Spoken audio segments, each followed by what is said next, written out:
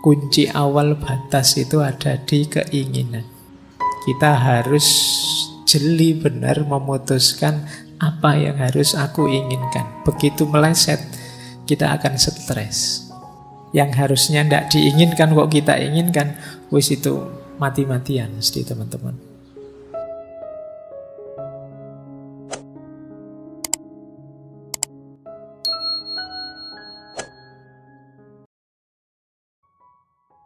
Kira-kira mana yang lebih cocok, lebih pas? Atau masing-masing orang ada tipenya? Nah, ini nanti bahan buat teman-teman refleksi. Jangan kesusu ditelan, harus dicerna dulu.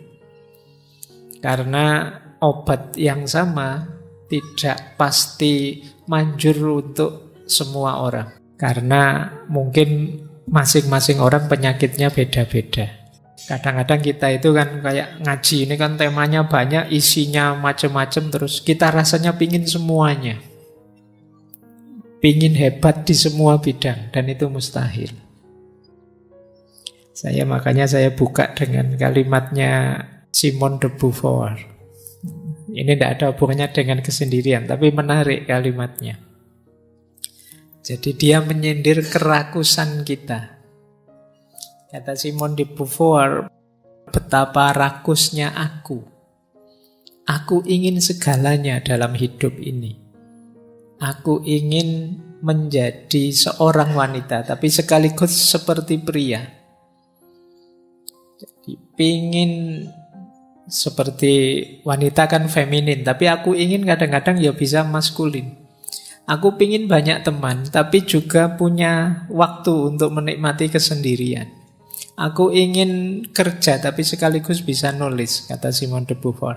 Aku ingin banyak kegiatan tapi bisa seneng-seneng. Aku ingin memenuhi keinginan, ini kan egois. Tapi aku juga ingin jadi orang yang tidak egois. Dan itu kita itu sering serakah. Nonton drama Korea, wah asik aku koyo aktornya itu ya. Wah kalau bisa kayak gitu asik. Nanti nonton perang-perang tembak-tembakan, wah kalau kayak jagonya itu hebat aku. Kok apa diingini? Maka kata Simone de Beauvoir, lihat, sulit bukan untuk mendapatkan semua yang aku inginkan. Begitupun kalau keinginan tidak terpenuhi, kemarahanku meledak. Ini yang sering saya wanti-wanti, yuk tahu diri, tahu batas. Kunci awal batas itu ada di keinginan. Kita harus jeli benar memutuskan apa yang harus aku inginkan. Begitu meleset, kita akan stres.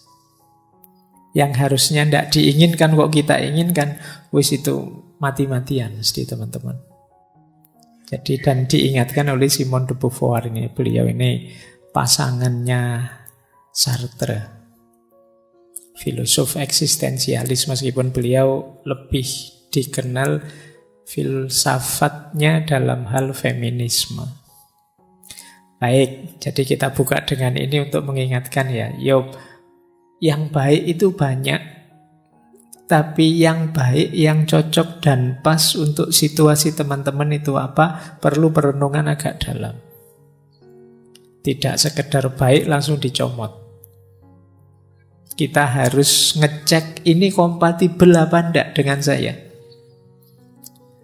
Ngaji Al-Quran dengan jahar keras itu baik, tapi kok di tengah-tengah kayak gini ngaji terus kamu ngaji Yasin, itu ya tidak kompatibel kebaikanmu dengan situasi saat ini. Jadi maka di antara tahu batas dalam hidup itu, kita tahu batas keinginan kita, mana yang harus kita inginkan, mana yang tidak cocok untuk kita inginkan sekarang. Mungkin besok, mungkin lusa, mungkin minggu depan baru cocok. Jadi yang sulit dalam hidup ini bukan milih antara yang benar dan buruk. Kalau ini lebih mudah. Saya harus jujur apa bohong, Pak? Ya mesti aja jujur. Tapi yang sulit itu antara yang baik dengan yang baik. Pak, saya harus jujur atau membesarkan hatinya? Beda kan? Membesarkan hati itu kan kadang-kadang agak bohong. Tapi kan biar membesarkan hati temannya. Itu kan dua hal yang baik. Kalau saya jujur, dia bisa putus asa. Tapi kalau saya tidak jujur, jangan-jangan saya berdosa. Nah, ini kan dua hal yang sama-sama baik. Kalau temanmu tanya misalnya, hari ini aku cakep enggak? Itu kan jawabnya dilematis. Kamu mau jawab jujur, nanti dia putus asa. Kalau saya bohong, tapi kok jangan-jangan dia malah tidak bagus buat dirinya, tidak paham kenyataan dirinya, itu kan sulit. Dua-duanya sama-sama baik. Jadi yang sulit justru di situ. Maka pinter-pinter kita membaca situasi. Makanya filsafat itu cinta kebijaksanaan. Tidak sekedar kebenaran atau kebaikan. Bijaksana itu bisa milih ini tadi. Mana situasi yang pas, mana yang cocok, sesuai ruang dan waktunya. Ya kayak malam hari ini ada banyak adik-adik kecil rame. Tapi kan wajar kecil. Kalau kalian yang rame bisa dipukuli temenmu. Jadi ini proporsional pas gitu loh. Kamu tidak bisa marahi, kasihan kalau dia dimarahi.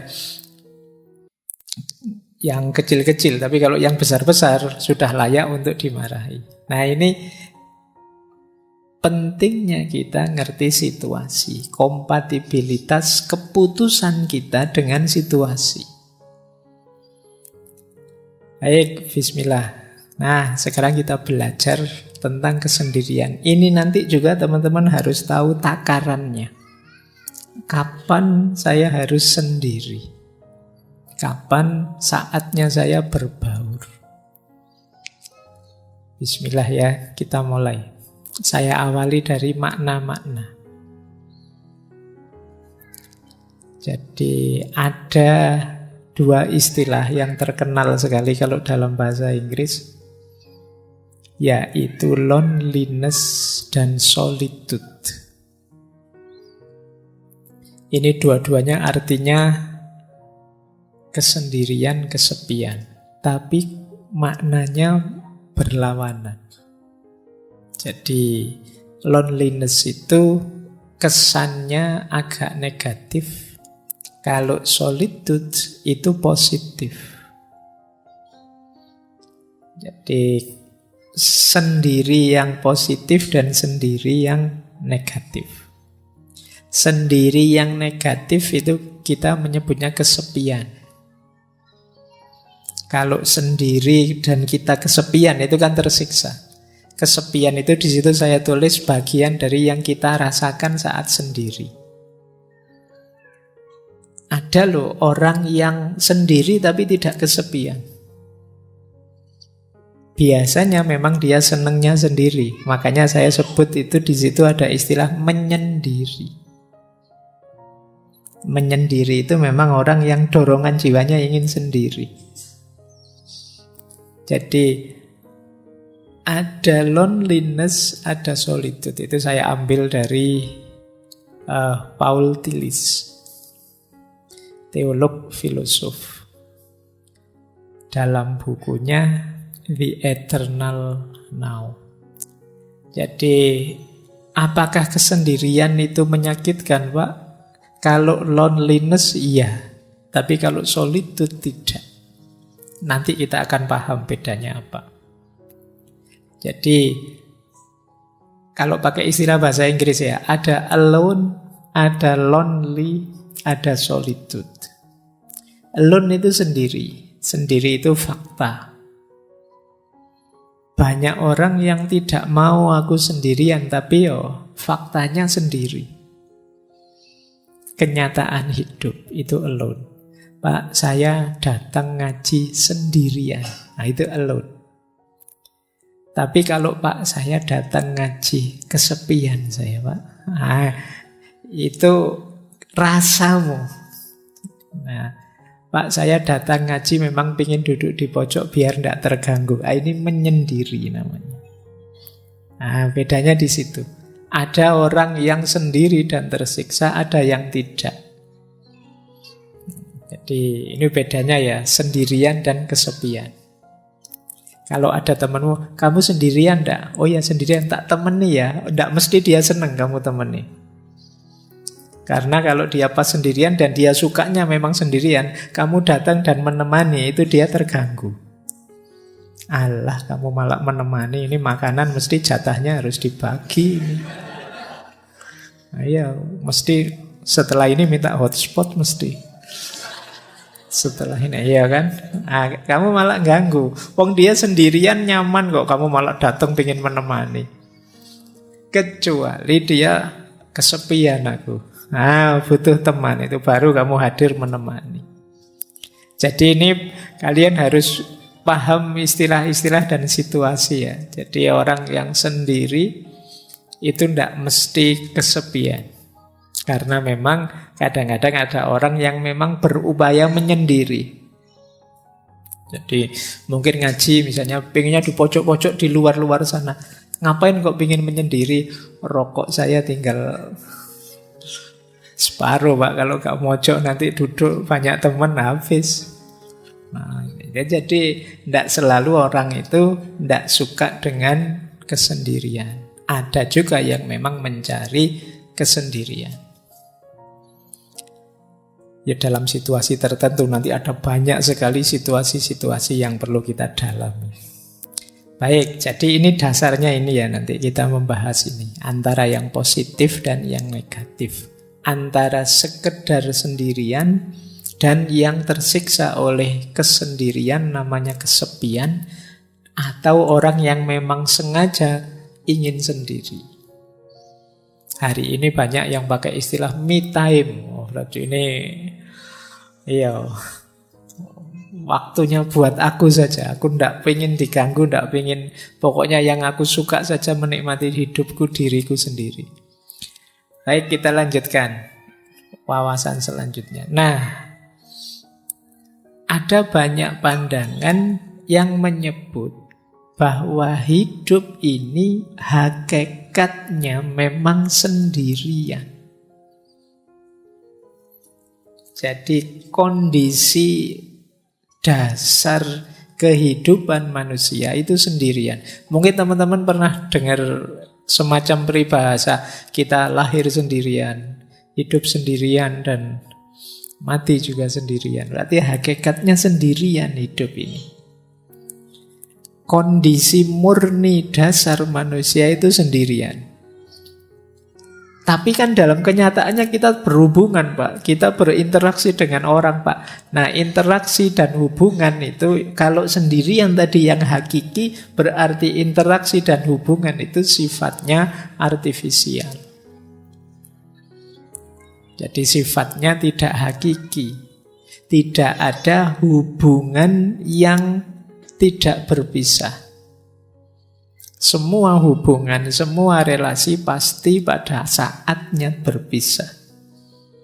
Berarti memang hakikat hidup ini sendiri. Maka teman-teman tidak perlu malu, tidak perlu gentar kalau kamu sampai usia sekian kok tidak punya pasangan, sendiri saja. Loh, ini yang hakiki justru seperti ini. Jadi hakikatnya hidup itu justru ini. Nah, makanya di situ saya kutip ya, ini kalimat dari Osho. Osho ini seorang tokoh filosof spiritual mistik India, punya aliran namanya Rajneesh. Kapan-kapan kita bahas beliau, seorang manusia spiritual. Judul bukunya menarik, The Sound of One Hand Clapping, suara satu tangan yang bertepuk. Itu lebih kesepian lagi itu. Ya, jadi tepuk tangan tapi tangannya satu. Kata Osho, kita lahir sendiri dan akan mati sendiri. Di antara dua kenyataan tersebut, kita menciptakan 1001 ilusi tentang kebersamaan. Yakni semua jenis hubungan, pertemanan, permusuhan, cinta, kebencian, dan seterusnya. Kita menciptakan aneka halusinasi hanya untuk menghindari fakta bahwa kita adalah sendirian. Namun apapun yang kita lakukan, kebenaran tidak dapat berubah. Bahwa memang hakikatnya kita sendiri. Seperti itulah adanya. Daripada berusaha melarikan diri darinya, jalan terbaik adalah bergembira di dalamnya. Jadi, jangan sedih, jangan galau, jangan malu, jangan gentar. Kalau kita sendirian, karena memang kita lahir dulu sendirian, nanti mati juga sendirian. Makanya tadi saya bilang ini lebih hakiki. Jadi kalau ada pertanyaan mana lebih hakiki, sendirian atau kebersamaan, lebih hakiki sendirian. Ini jawaban malam hari ini ya, karena minggu depan teorinya beda. Jadi makanya tadi saya bilang, yo kamu nikmati teori demi teori, nanti cari yang paling cocok untuk hidupmu. Jadi di sini maka bisa disimpulkan kesendirian itu kalau bahasa Jawanya kasunyatan, kenyataan hidup. Nanti ada yang bilang, kenapa sih kok hakikatnya hidup itu sendirian? Karena kita ini menghidupkan diri kita, yang bisa memahami ya kita, yang mengerti kita ya kita. Tidak ada orang yang bisa memahami kita sampai detail, sampai level paling kecil. Yang sahabat paling dekat pun paling ngerti gambaran umum saja kita. Tidak ada orang yang begitu pahamnya tentang kita selain diri kita sendiri. Kadang-kadang kita capek-capek menjelaskan, temenmu cengenges-cengenges. Aduh, dicueki aku misalnya. Dengan rasanya kayak tidak dipedulikan. Kita kadang mati-matian untuk dihargai orang, dihormati orang. Tetap saja tidak dihargai, tidak dihormati. Sakit hati kita, rasanya kita disisihkan sendirian. Jadi kita hidup sendirian, kita lahir sendirian, dan nanti mati juga sendirian. Besok dihisab oleh Allah juga sendirian. Kalau bahasanya Al-Quran kan, wala taziru waziratun wizra ukhra. Tidak ada orang bisa menanggung dosanya atau bebannya orang lain. Yang kamu lakukan, kamu pertanggungjawabkan sendiri. Maka kesendirian adalah kasunyatan, kenyataan hidup yang tidak mungkin bisa kita bantah. Baik, kita lanjutkan ya. Ini alasnya ini nanti kenapa nanti kesendirian itu penting dan menarik. Nah, sebelum masuk ke teori, ini menarik. Ada orang yang punya dorongan jiwa atau kecenderungan jiwa untuk lebih suka sendirian. Kita menyebut orang semacam ini namanya orang-orang introvert. Dia lebih nyaman, lebih bisa menikmati hidup dalam kesendirian. Jadi ini mengingat tadi ya, ada solitude, ada lonely. Orang-orang yang jenis ini itu justru lebih nyaman dalam kesendirian. Kalau kita gelisah kalau sendiri, orang-orang semacam ini itu lebih senang sendiri. Hadirnya yang lain itu merepotkan saja. Nah, kita lihat ya, saya tidak tahu teman-teman ada di sini apa enggak. Saya menyimpulkan secara umum saja dari berbagai sumber. Coba dicek ya, teman-teman masuk introvert apa enggak. Ini dulu pernah kita bahas agak panjang di sesi psikologi, saya lupa itu. Yang pertama begini, kalau teman-teman merasa berinteraksi dengan orang itu capek, lelah saya Pak melayani teman-teman itu. Nah itu kemungkinan kita ada indikasi ke sana. Karena orang yang ekstrovert itu senang, gembira. Mungkin capek tapi dia bisa menikmati. Tapi orang-orang yang jenis introvert ini, dia merasa, alah, berjam-jam saya harus melayani tamu sebanyak ini, bikin capek saja. Nah itu teman-teman kok enggak pulang-pulang toh, yo, saya mau tidur, saya segera ingin main game, saya segera ingin main itu. Nah itu kemungkinan introvert. Yang kedua, circle-nya kecil. Orang-orang yang senang sendirian itu biasanya ya circle-nya tidak banyak. Temannya 1, 2, 3 dan hanya itu-itu saja. Lebih suka menghabiskan waktu sendirian. Orang semacam ini self-healing terbaik menurut dia ya di rumah, di kamar. Kalian kan sering ngajak, yuk healing, yuk jalan-jalan. Healing itu kan selama ini kita mengartikan kemana tuh kayak jalan-jalan kayak. Tapi bagi orang ini healing terbaik itu ya di kamar. Jadi begitu masuk kamar itu disitulah surganya.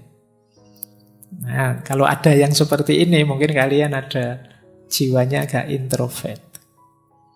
Jadi lebih senang di kamar saja. Kemudian tidak suka lingkungan yang berisik. Kalau ada rame-rame dia, alah apa sih itu? Tidak senang dia. Dan lebih tertarik dengan aktivitas-aktivitas sendirian. Nah ini indikasinya. Implikasinya kadang-kadang wong karena orang-orang introvert ini juga kan pasti bergaul meskipun tidak intensif. Seringkali orang ini, apakah teman-teman pernah merasakan ini saya tidak tahu.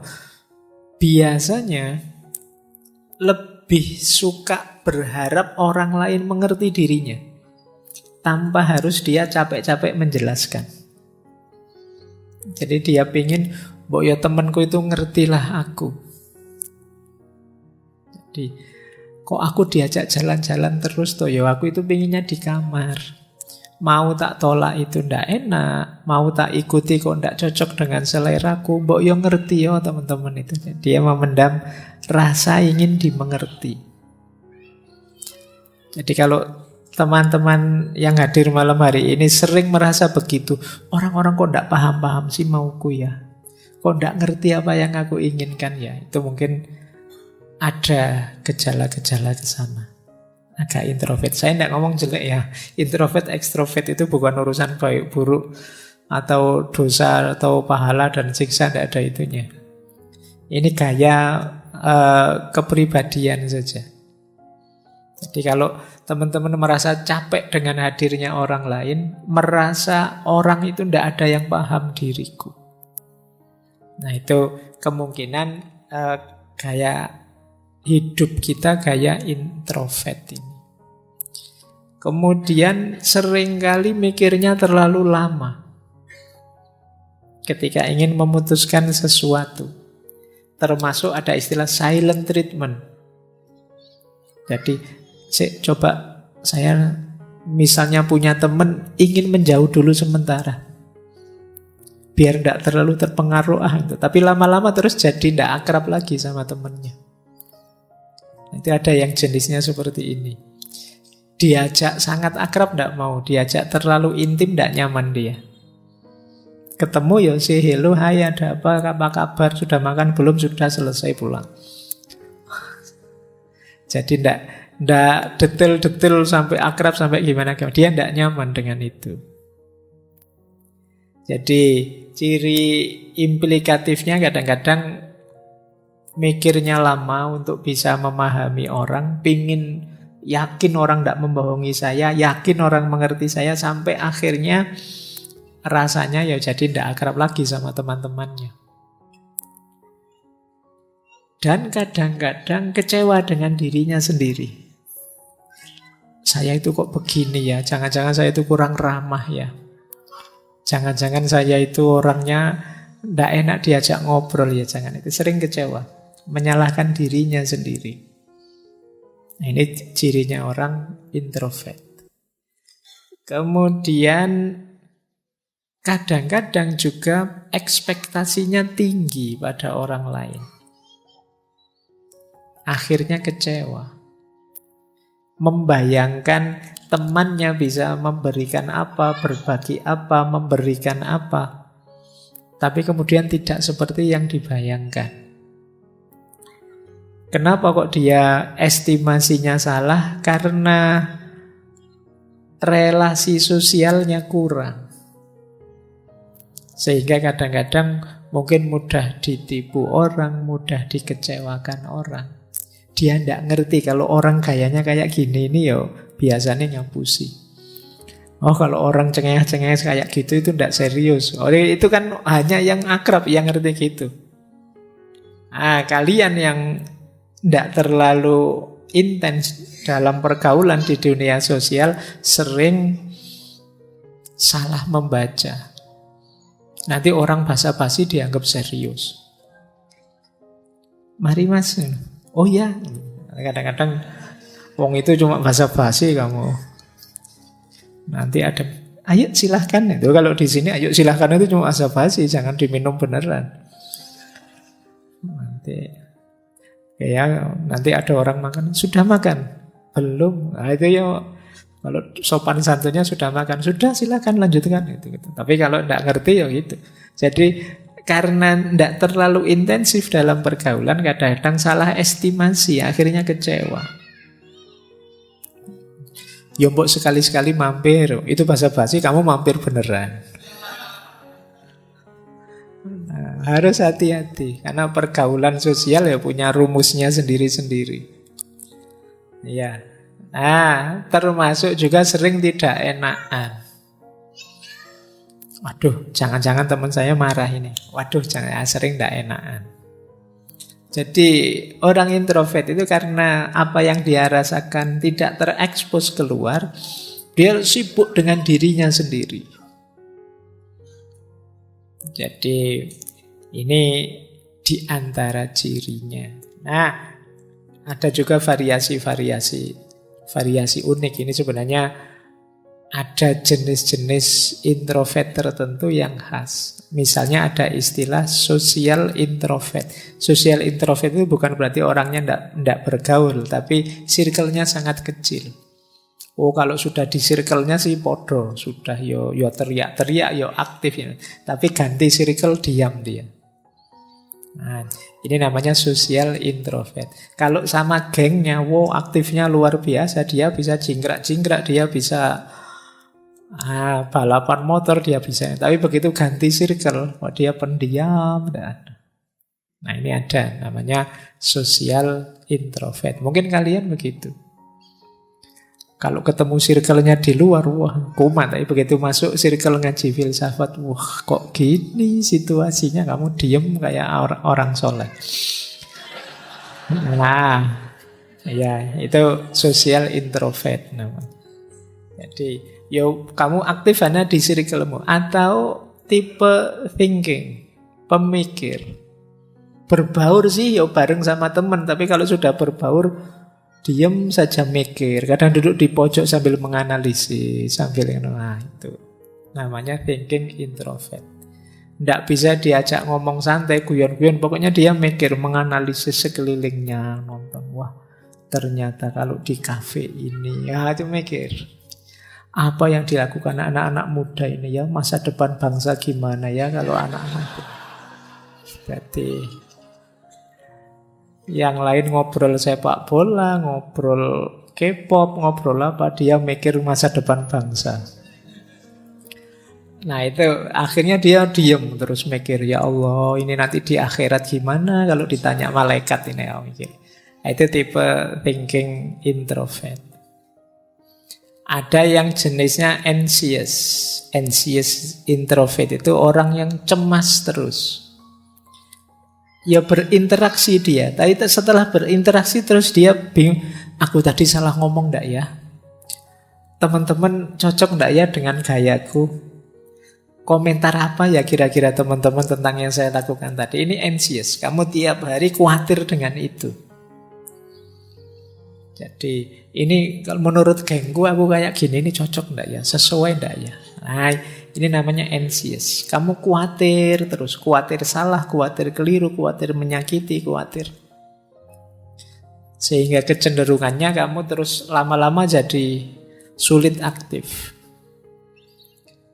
Atau ada orang tertentu yang restrained. Restrained introvert itu yang tertutup sih sebenarnya.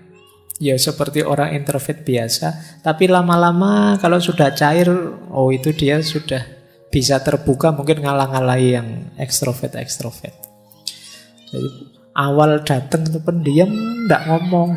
Besok ketemu masih diem. Hari ketiga, wah cerewetnya ngalah-ngalahi. Itu restrained introvert. Baik, ini tipe-tipe orang yang bisa menikmati kesendirian. Mereka lebih nyaman kalau tidak bersama orang lain. Jadi orang lain mungkin bagi dia sifatnya mengganggu saja atau sekedar kewajiban-kewajiban. Kewajiban sosial, kewajiban budaya, kewajiban agama. Tapi bagi dia lebih nyaman kalau tidak ketemu saja. Nyusahi saja kalau ada orang lain itu. Nah itu bisa begitu. Kalau bahasanya Sartre itu mungkin hell is other people. Orang lain itu neraka bagiku. Tadi tidak ada orang lain, santai-santai. Begitu datang 5 teman ke kamar kos, sudah nge-lag sudah sinyalnya. Ini gara-gara ada mereka ini. Jadi ini gambaran tadi ya. Ada orang yang kesendirian itu memang dorongan jiwanya. Kita kan selama ini sering punya tesis manusia itu makhluk sosial. Tidak bisa hidup tanpa hadirnya orang lain. Tapi ternyata ada juga orang yang menganggap hadirnya orang lain itu masalah. Bikin repot saja, bikin ribet saja. Baik, ini satu perspektif ya. Saya tidak tahu yang malam hari ini hadir apa ada yang introvert atau tidak. Mungkin karena ini ngaji filsafat, mungkin banyak yang thinking introvert, mikir terus isine. Tapi ya tidak apa-apa, wong ini memang forumnya belajar. Baik, saya lanjutkan. Jadi ada orang yang memang dorongan jiwanya, dorongan ingin sendiri. Nah, ada quote bagus dari Sartre, pasangannya Simone de Beauvoir tadi. Kata dia, kesendirian itu memang fakta, kasunyatan. Tapi kesepian tidak. Kata Sartre, if you are lonely when you are alone, you are in a bad company. Kalau engkau merasa kesepian saat kamu sendiri, engkau ada di perusahaan yang salah. Engkau ada di frekuensi yang keliru, channel yang keliru. Harusnya sendirian itu asik. Tadi loh saya sebut, karena menurut Sartre, hell is other people. Kamu dapat fasilitas sendirian kok malah stres itu gimana? Harusnya kamu nikmati, justru asik. Kamu bisa bebas. Coba ada banyak orang lain, kamu tidak bisa ngapa-ngapain sudah. Jadi misalnya kamu di masjid ini agak sumuk, kan nggak berani tiba-tiba nyopot baju terus, tidak bisa. Kenapa? Ada orang lain. Coba di kamarmu yang pas sendirian, sumuk sedikit ya kamu copot semua bajumu, santai sudah. Kenapa kalau di sini kamu tidak mau? Ada orang lain. Hadirnya orang lain kalau di Sartre itu menyusahkan saja, membelenggu kebebasanku. Maka kata dia, if you are lonely when you are alone, you are in a bad company. Maka carilah kesendirian, tapi bukan berarti sendiri itu kesepian. Kamu usiamu berapa kok masih sendirian? Ya enggak apa-apa, saya sendirian. Yang penting kan saya enggak kesepian. Nah, karena sendiri dan kesepian itu dua hal yang berbeda. Baik, jadi versinya Sartre kita memang harus merayakan kesendirian tanpa harus merasa kesepian. Baik, sekarang kita masuk ke tadi kesendirian, sekarang kesepian. Kalau ini yang menyakitkan, yang lonely. Tadi kan ada kesepian, kesendirian. Ini yang bagian kesepian. Ada banyak sekali jenis kesepian. Ada namanya kesepian emosional. Kesepian emosional itu tidak ada hubungannya dengan ada banyak orang atau tidak. Tapi jiwamu memang jiwa sepi. Meskipun malam hari ini mungkin puluhan teman di sekelilingmu, kamu merasa sendirian. Berarti apa? Emosimu yang kena. Kena mental ini sudah. Jadi temennya banyak loh, kok masih merasa kesepian. Ramenya bising di sekeliling, kamu merasa asing sendirian. Ini kesepian level emosional. Ada orang yang seperti ini. Jadi kesepian itu ternyata tidak selalu harus sendirian. Banyak teman pun orang bisa kesepian. Jadi rumusnya ternyata bisa bolak-balik ya. Sendirian tidak mesti kesepian. Kesepian tidak pasti sendirian. Mungkin kamu dekat dengan orang yang kamu benci, rasanya tidak nyambung sama sekali dan kamu merasa sendirian. Tidak ada yang mendukung. Atau banyak orang sih tapi saya tidak ada yang kenal, oh Pak, ya kamu rasanya kesepian.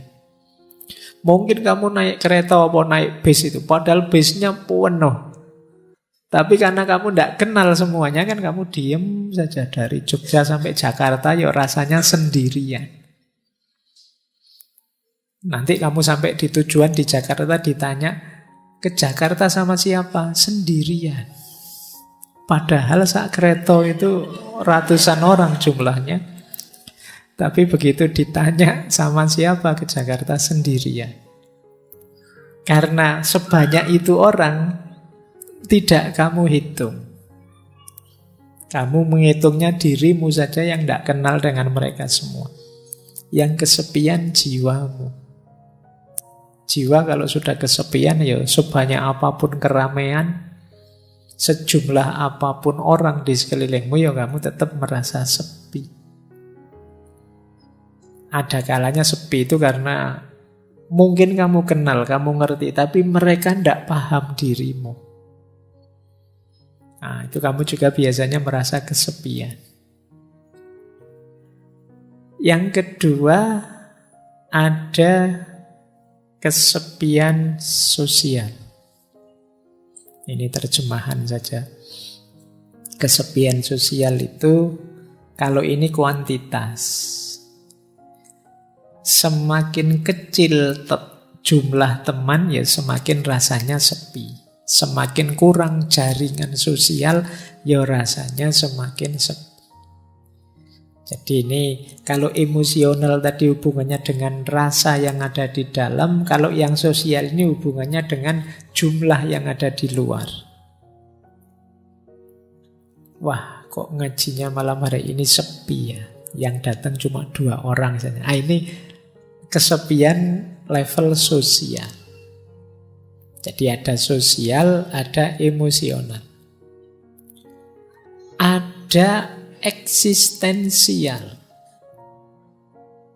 Kesepian eksistensial itu ketika orang merasa bahwa aku sama sekali berbeda, sama sekali tidak sama dengan yang lain. Ini kesepian eksistensial. Di tengah-tengah orang misalnya, apalah kalian misalnya punya geng motor, semuanya pakai motor. Aku kok ngontel dewean yo, itu terus kamu merasa tidak sama dengan yang lain. Itu kesepian eksistensial. Misalnya sak kelas temenmu lagi party apa nyanyi-nyanyi, semuanya sukanya lagu barat, lagu Korea. Aku kok campur sari dhewean ya seneng ya. Ini temenku kok ndak ada yang seneng Didik Kempot, ndak ada yang seneng campur sari. Asing sekali. Kamu merasa sendirian, beda dewe dengan teman-temanmu. Itu kesepian eksistensial. Jadi misalnya kamu kok kebetulan kuliah sak kelas isine anu kabeh, ganas kabeh, preman-preman kabeh. Kamu sendiri yang ke kampus pakai kopiah, pakai itu. Oh, itu kamu di kelas mesti kesepian. Tidak sama dengan yang lain sendiri. Nah, ini namanya kesepian eksistensial. Mungkin kalian masuk ke satu daerah yang di satu daerah ini alirannya apa semua sama, kebetulan kamu tidak sama, alirannya beda dewe. Kamu akan kesepian di situ. Itu namanya kesepian eksistensial. Misalnya kalian yang biasanya tidak kunut subuhnya, masuk ke desa yang kalau subuh kunut. Begitu habis iktidal, imamnya bilang maunya baca kunut, Allahumma, kamu malah sujud. Nah, itu kesepian eksistensial itu. Kamu beda dewe aliranmu. Yang lain baca kunut, kamu sujud. Sama seperti sholat id, takbir 7 kali, kamu malah ya ruku, ya sujud. Yang lain cuma takbir loh. Nah, itu kesepian eksistensial itu namanya. Jadi baik, dalam hidup ini kadang-kadang kita mengalami ini. Bahkan ada kalanya pikiran kita tidak dipahami orang. Semuanya versi A, padahal menurutmu yang benar versi B, kalian akan merasa kesepian. Itulah kesepian eksistensial. Nah, 3 yang terakhir situasional. Ada istilah kesepian sementara. Kesepian sementara itu dalam kondisi di waktu tertentu saja kamu merasa kesepian. Saya kesepian, Pak. Kalau malam hari saja sebenarnya, Pak. Kalau siang enggak. Kalau siang temannya banyak saya, Pak. Nah, itu kesepian yang sementara saja.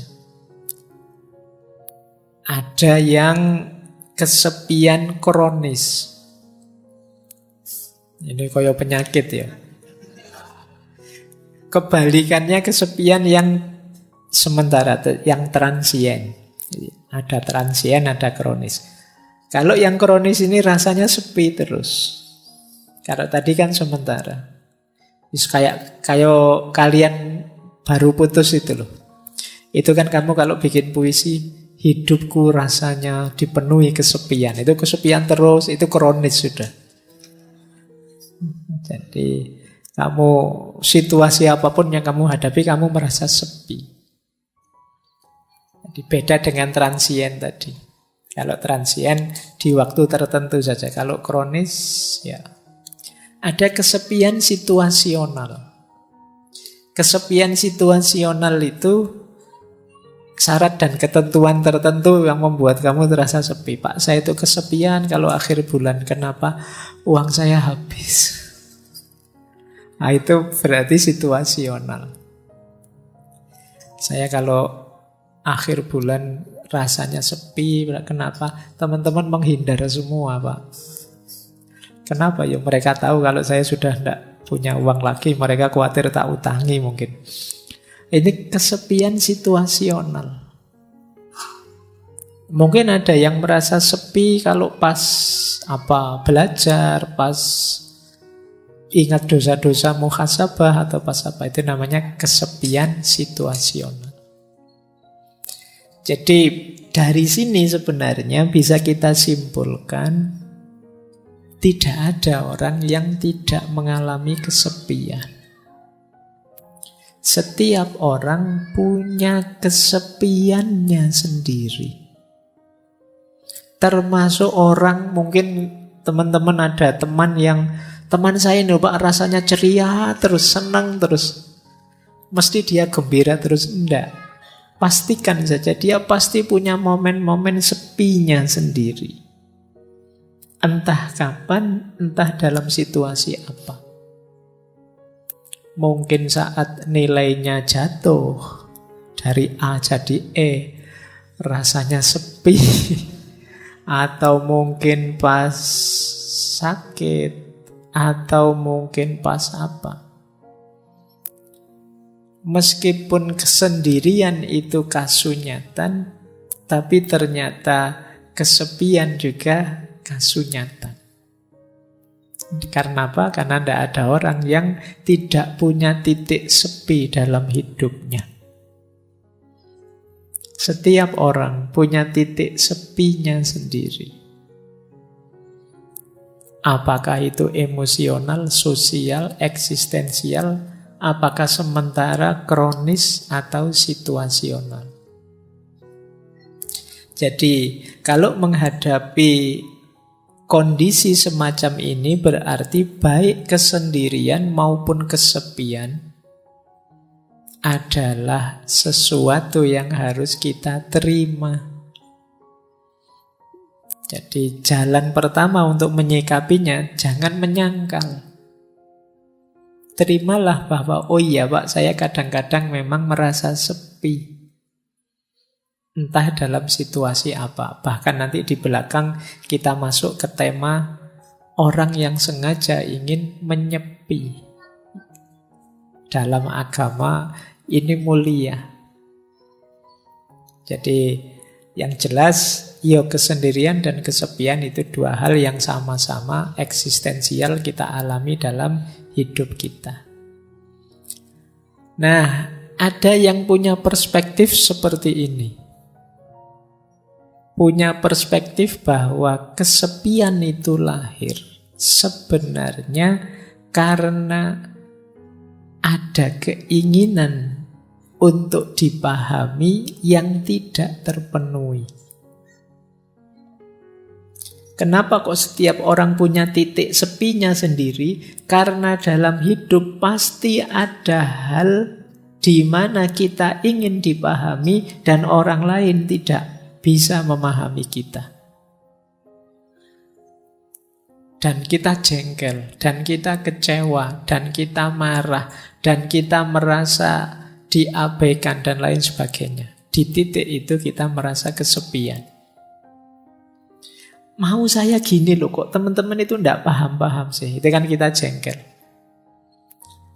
Keinginanku itu seperti ini loh, kok teman-teman tidak peduli sih. Itu kan terus kita jengkel. Di situ kita merasa kesepian. Makanya katanya Carl Jung yang dulu pernah kita bahas, kesepian tidak datang karena tidak adanya orang di sekelilingmu, namun karena engkau tidak mampu mengungkapkan segala yang menurutmu penting. Ada hal penting ingin kita ungkapkan, tapi orang lain tidak paham-paham. Orang lain tidak mau tahu, tidak mau mengerti. Akhirnya kita merasa sendirian. Dilanjutkan itu oleh Jodi Picoult, ini novelis Amerika. Kata dia, biar ku beritahu engkau, kalau engkau ketemu seorang penyendiri, itu bukanlah karena mereka menyukai kesendirian, namun karena mereka sebelumnya telah berusaha keras untuk membaur ke dalam dunia, dan orang-orang selalu mengecewakannya. Jadi kita merasa sepi, merasa sendiri ketika orang tidak mau tahu kita, ketika orang mengabaikan kita, ketika orang tidak peduli pada kita. Kita teriak-teriak, mbok jangan maki-maki di medsos, mbok jangan gegeran di medsos, ayo kita rukun. Dan orang-orang tetap maki-maki, tetap gegeran. Di situ kan kita merasa, ternyata suaraku tidak didengar. Ternyata nasihatku tidak diikuti. Ternyata keinginanku tidak dipahami. Di situ kita merasa, Nilaiku ini apa sih? Nah, ini jadi sepilah kita merasa itu. Maka teman-teman kalau merasa hidupnya semi, coba dicek. Jangan-jangan seperti yang dijelaskan di awal, kita mematok keinginan terlalu tinggi terhadap orang lain. Kita ingin orang lain paham kita ingin orang lain suka pada kita ingin orang lain peduli pada kita ingin orang lain memperhatikan nasihat kita. Dan ketika keinginan ini tidak terpenuhi, kita merasa asing, kita merasa sepi.